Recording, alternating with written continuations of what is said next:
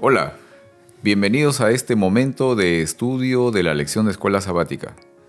Hola Heriberto, ¿cómo has estado? Pedro. Muy bien, una semana muy apurada. Muy agitada. Muy agitada, sí. Muy bien, pero gracias a Dios que estamos aquí y gracias también a todos nuestros amigos que nos acompañan en esta ocasión. ¿Qué tal si comenzamos con una oración? Claro que sí. Okay. Oremos. Padre nuestro, te damos gracias por la oportunidad que nos das de presentar tu palabra. Pedimos una porción de tu Santo Espíritu para aquellos también que escuchan, para que tú los guíes a aprender más acerca de tu palabra y de los últimos eventos que van a ocurrir en nuestra historia. Bendícenos en el nombre de Jesús. Amén. Amén.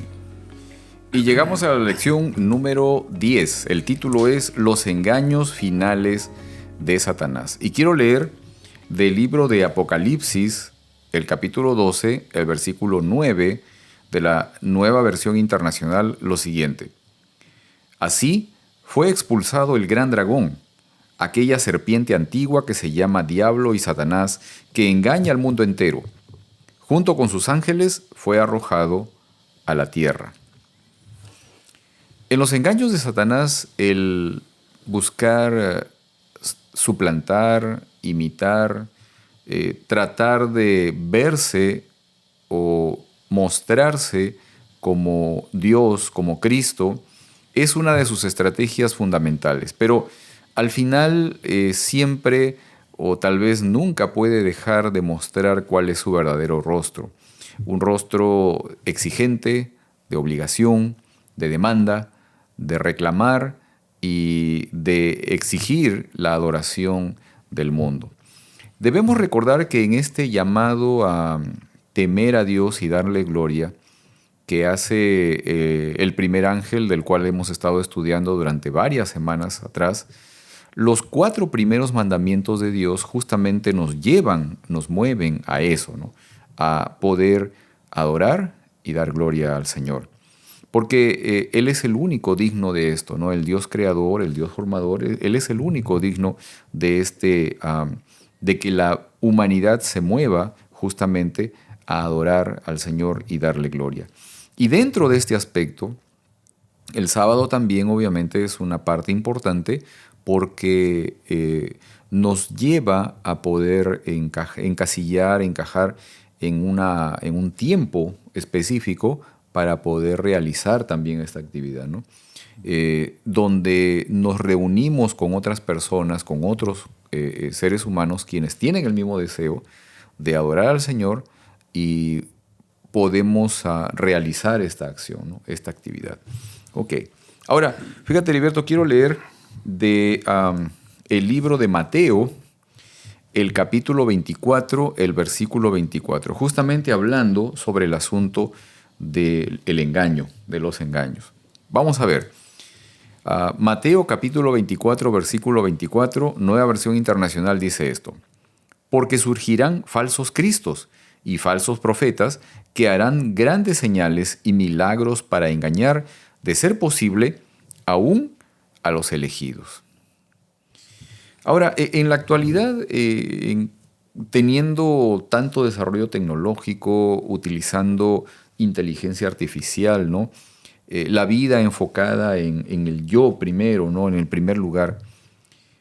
¿Qué caminos crees tú que, Heriberto, por ejemplo, que se le entregan al ser humano? ¿Qué caminos tal vez o qué formas de vida se le entregan al ser humano como que son algo correcto, como que son algo bueno, pero que en realidad son caminos de muerte, ¿no? Son caminos que llevan a la perdición, ¿no? Y que son en realidad la manera en cómo Satanás trata de confundir, de engañar al ser humano para moverlo hacia lo que significa la perdición, ¿no? Sí, yo creo, Pedro, como dice el mismo versículo que acabas de leer, Satanás dice, se llama Diablo y engaña al mundo entero. Así es. Así es que este es un aviso, una alerta que nos está dando. No engaña a pocos, sino que al mundo entero. Eso quiere decir que muchas veces nosotros seguimos por el número que se sigue en cualquier lugar, ¿verdad? Claro. Supongamos que en un ejemplo, en deportes, siempre se va donde va la mayoría y va siguiendo. Pero como dice en Proverbios 14:12, dice, hay camino que al hombre le parece derecho, pero su fin es camino de muerte. Así es. Y de eso se basa, o a eso Satanás sabe que el hombre tiende a seguir a lo que él ve. ¿Verdad? Claro. Ahora, dentro de esa situación, digamos, de engaño que, como estás manifestando, o sea, el enemigo extiende su engaño a todo el mundo. Si yo estoy dentro de la iglesia, ¿es posible que también ese engaño pueda alcanzarme? ¿O es que dentro de la iglesia o dentro de una, digamos, congregación religiosa estoy completamente inmune a los engaños del enemigo? Yo creo que es principalmente dentro de la iglesia donde los engaños de Satanás se encuentran más. Ajá. Porque con nosotros, como tenemos la naturaleza de adorar algo, y eso nos conecta con la religión. Y Satanás sabe esto también. Él sabe que del modo que puede engañar a todo el mundo es si se introduce en la religión. Ajá. Y eso ha sido su táctica desde el principio del tiempo. Claro. Claro, esto me hace recordar justamente el engaño de Satanás a Eva, ¿no? O sea, básicamente, digamos, este engaño se enfrasca en mostrarle al ser humano una idea, ¿no? Una imagen de Dios que no le corresponde, ¿no? Que en realidad le corresponde a él mismo, ¿no? A Satanás. O sea, eso es lo que, digamos, le entregó al ser humano desde el comienzo, desde el principio, una imagen de un Dios completamente distinta, ¿no?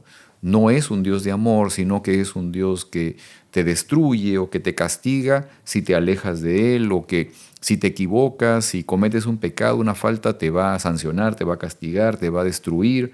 O sea, todas esas cosas son las que, digamos, se le entregaron al ser humano como una imagen de lo que es Dios, ¿no? Ahora, en la actualidad, nosotros estamos absorbiendo todavía esa idea. ¿El cristianismo en general está todavía envuelto en esa figura, en ese aceptar esa imagen de Dios? Bueno, nosotros sabemos y hemos estudiado ya el concepto de Babilonia. Ajá. Sabemos que desde un principio la ramera, y luego se le llama la gran ramera. Ajá. O sea, la ramera tiene hijas. También. La ramera con sus hijas es la gran ramera. Ajá. Okay. Pero sabemos que esa era una iglesia, y era la iglesia pura, como lo presenta la Biblia, con la mujer pura vestida de blanco. Ajá. Pero fue transformada esa iglesia en otra mujer totalmente opuesto a lo que originalmente era. Y eso fue la introducción de todas las enseñanzas falsas que Satanás introdujo a la iglesia. Pero lo interesante es esto, que va a suceder lo mismo y nunca ha dejado de actuar. Ya. Fíjate que es interesante, y tal vez para que nuestros amigos que nos están viendo puedan tener una mejor idea, ¿no? En el contexto profético, o sea, la figura de una mujer representa, o siempre representó, esencialmente el pueblo de Dios. O sea, digamos, el movimiento humano, el grupo humano que llevaba adelante siempre los principios de Dios, ¿no? Pero lo que estás mencionando es esto, ¿no? El hecho de que esa figura de mujer siempre apareció, desde un comienzo apareció como una figura limpia, de blanco, digamos, inmaculada, pero en algún momento cambió, ¿no?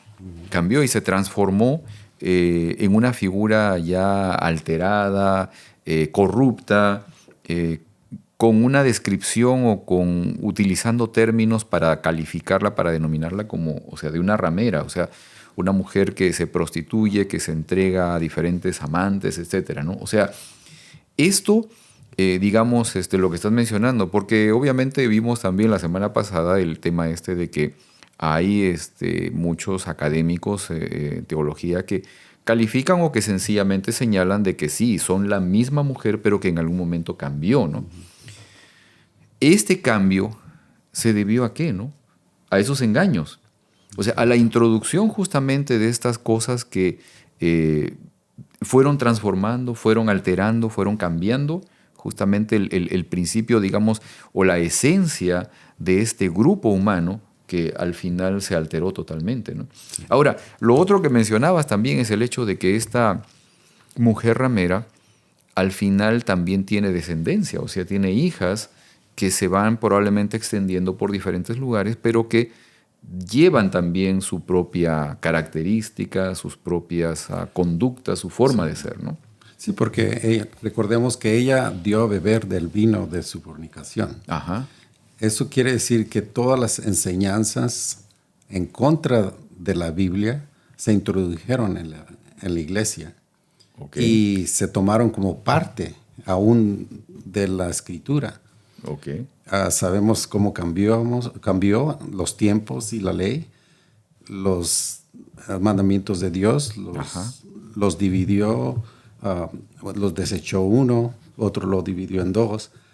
Pero miramos esto, cómo se tomó la autoridad para cambiar la palabra de Dios. Okay. Se hizo como Dios en la tierra. Ok. Ahora fíjate, Heriberto, yo no sé, o sea, me da la impresión como que tú lo estás, digamos, enfocando a señalar a que se trata específicamente de una plataforma religiosa, ¿no? O sea, de una denominación en particular. Pero ¿qué y si está, digamos, hablando del cristianismo en general, ¿no? O sea, porque en buena cuenta, si tal vez nos ponemos a analizar o a revisar incluso la historia, el cristianismo en sí, en general, ha llevado, digamos, o ha representado de una forma totalmente equivocada la imagen verdadera de Cristo, ¿no? O sea, durante los siglos, el cristianismo como tal, digamos, no ha sido el mejor representante de lo que realmente es Cristo, ¿no? Entonces, en esa parte, justamente ocurre este evento que nosotros estamos estudiando en este trimestre, o sea, que aparece un grupo de gente que se levanta para llamar al mundo a que salgan de esas condiciones, ¿no? Que salgan de esa forma de vida, ¿no? De ese engaño, de ese error en el que están viviendo, ese error espiritual, obviamente, para que puedan volcarse a adorar al Dios verdadero, ¿no? Y mostrarlo en sus vidas, ¿no? Ese tema de darle gloria a Dios, o sea, de poder representarlo de forma adecuada, ¿no? En nuestras vidas. Claro que sí. Yo creo que debemos de tomar en cuenta de que cuando incluye a la ramera y a las hijas de la ramera, está incluyendo a una gran parte del mundo. Ajá. Del mundo que se llama cristiano. Claro. Además, debemos de identificar, saber qué es lo que le dio a beber a este grupo. Ajá. Porque lo contaminó todo. Claro. Y no es solamente una, sino fue una tras otra que cambió el verdadero significado de la palabra de Dios. Ajá. Y nosotros debemos tener mucho cuidado y debemos de estar listos para identificar cuál es eso, porque de ahí viene que nosotros sabemos estamos en el último tiempo de la historia. Así es. Así es que Él va a tratar de engañar aún a los escogidos. No los va a poder, pero casi los va a poder engañar. Así es. Si fuera posible. Si fuese posible. Así es. Muy bien, quiero leer algo más aquí que está en el libro de Juan, el capítulo 15, el versículo 5, y que dice lo siguiente. Leo de la versión Palabra de Dios para Todos. Yo soy la vid y ustedes las ramas. El que permanece en mí y yo en él, producirá mucho fruto, pues separados de mí, ustedes no pueden hacer nada. Y quería un poco enfocarme en esta última parte, en poder comentar un poco respecto a cuál es la verdadera fuente de la plenitud del ser humano. Porque el hecho es este, ¿no? De que el ser humano acepta los engaños de un enemigo porque cree que son convenientes para sí mismo, ¿no? O sea, cree que esos engaños lo van a favorecer o son engaños, digamos, o son formas de vida que son correctas, que son las mejores, que lo van a llevar a desarrollarse plenamente o a encontrar aquello que siempre deseamos, digamos, en forma general, que es el de encontrar la felicidad, ¿no?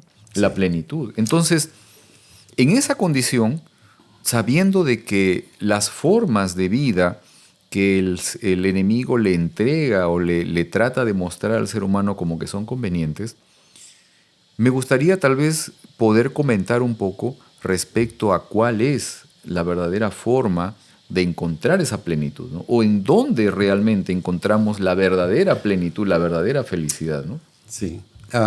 Para eso yo quisiera decir que el tener miedo por lo que se acerca es incorrecto. O sea, hacer lo que yo hago por el miedo a perderme es incorrecto. Claro. O el hacer algo por recibir lo que Dios me ofrece es incorrecto también. Claro, claro. So, la forma correcta para hacerlo es por amor.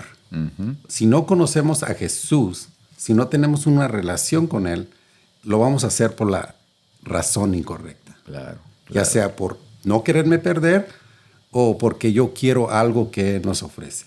Y sabemos que Él nos ofrece el cielo y todo lo que hay en Él. Claro. Pero no es la razón por la que yo obedezco a Dios, es porque yo quiero tener una relación con Él y esa relación es la que me va a llevar a sobreponerme a todos los obstáculos que se presenten. Claro.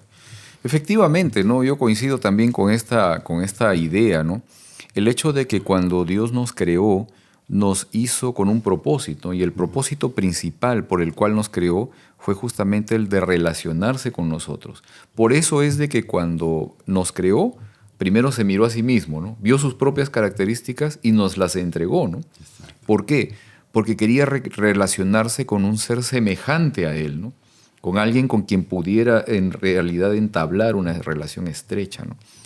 Ahora, esta relación, como menciona Heriberto, o sea, esta relación, esta posibilidad de enlazarse de la criatura con su creador, es la fuente de la plenitud, ¿no? Sí. Es la fuente de la felicidad, o sea, es la fuente o es el origen que permite que todo lo demás que uno puede alcanzar cobre un real sentido, ¿no? O sea, nosotros fuimos creados como seres físicos, materiales, en un mundo material, obviamente, pero en el cual la parte más importante de nuestras vidas es nuestro aspecto espiritual. Y esa es la parte, digamos, que necesita ser llena, ¿no? No sé si aquí tenía escrito el versículo este que dice, mas buscad primero el reino de Dios y su justicia y todas las demás cosas serán añadidas, ¿no? ¿Por qué? Porque en esa búsqueda de encontrar seguridad, de encontrar plenitud, felicidad, bienestar, etc., muchas veces el ser humano trata de encontrarlo a través de lo material, de lo físico, ¿no? Sin embargo, Dios nos enseña, nos dice, de que es nuestra parte espiritual la que debe alimentarse primero. Y que una vez que eso esté satisfecho, todo lo demás va a encontrar un real sentido, ¿no? Vamos a poder ver realmente por qué están allí, ¿no? Y obviamente se le va a dar una correcta utilidad, ¿no?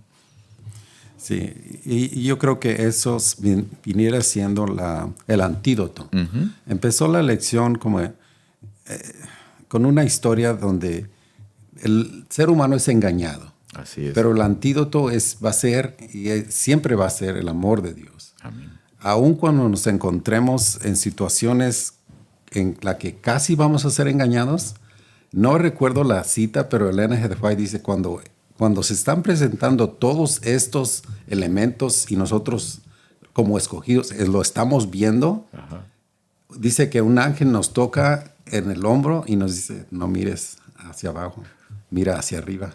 Así es. Porque estamos perdiendo, mientras miramos hacia abajo y miramos los grandes milagros que se está haciendo por Satanás, nos vamos a sorprender. Y si seguimos mirando abajo, nos vamos a ser engañados. Claro. Por eso siempre tenemos que mirar hacia arriba. Claro, efectivamente. Eso es una parte muy, muy importante, queridos amigos, del poder también contemplar cada día a nuestro Señor, buscarlo a Él, ¿no? Tratar de encontrarlo a Él, o sea, que nuestro deseo, nuestro trabajo, nuestro esfuerzo sea constantemente el de poder conocerlo a Él, ¿no? El de poder relacionarnos con Él, ¿no? Esa búsqueda es la que realmente necesitamos y es la fuente, es el origen de nuestra plenitud. Eso es lo que nos va a ayudar a poder desarrollarnos plenamente y a alcanzar aquello que tanto deseamos, como por ejemplo la felicidad, el bienestar, ¿no? ¿Ok? Muy bien, vamos a orar, Heriberto. Claro que sí. Ok, vamos a orar entonces.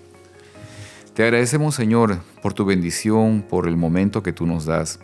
Gracias también porque en esta ocasión podemos encontrar a través de tu palabra el consejo necesario, Señor, para poder reconocer el engaño, para poder reconocer la mentira, que aunque parezca verdadera, parezca buena, siempre va a ser de un fin de muerte.